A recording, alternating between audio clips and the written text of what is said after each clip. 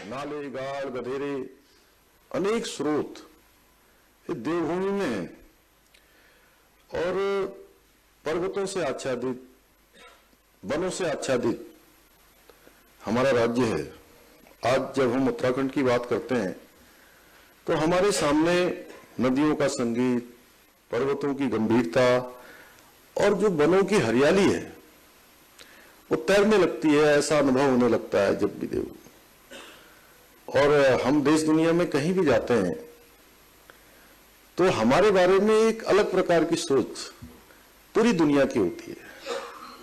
हमको देखते ही जैसे उनको ऐसा लगता है कि कुछ साफ सुथरा, कुछ ठंड का ऐसा अनुभव सामने वालों को होता है। मैं केवल देश की बात नहीं कर रहा हूं,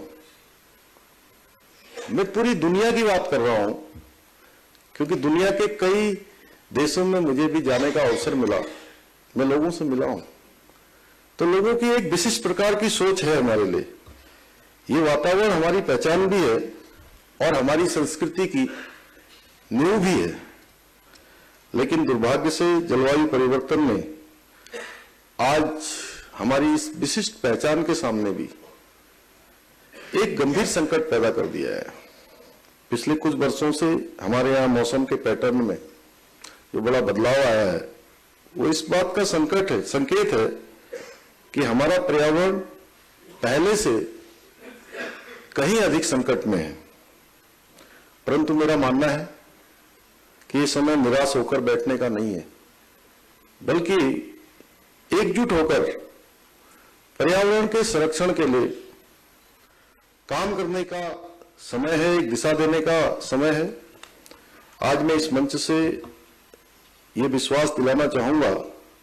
कि आदरणीय प्रधानमंत्री नरेंद्र मोदी जी के मार्गदर्शन में हमारी राज्य सरकार पर्यावरण के संरक्षण एवं जलवायु संरक्षण की दिशा में हर संभव काम कर रही है और निकट भविष्य में भी और तेजी से हम काम करेंगे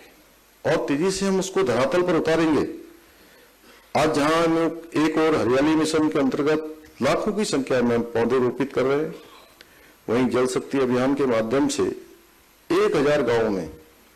तालाब और जो पारंपरिक जल स्रोत हैं उनको पुनर्जीवित करने का प्रयास कर रहे हैं। जो अभी सुबोध उनियाल जी ने कहा कि आदरणीय प्रधानमंत्री जी ने जो पूरे देशवासियों से आह्वान किया था, एक पेड़ मां के नाम, वो भी अभियान हमारे यहाँ बहुत तेजी से चला था। और मैं धन्यवाद देना चाहूंगा उन सभी लोगों को जिन्होंने इस अभियान को आगे बढ़ाने का काम किया।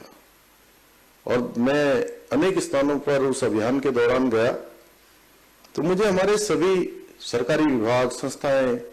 इसमें बढ़ चढ़कर आगे बढ़ती हुई दिखाई दी, काम करती हुई दिखाई दी। इसके साथ ही हमने प्रदेश में जल संरक्षण को बढ़ावा देने के उद्देश्य से spring and river rejuvenation authority सारा का गठन भी किया है,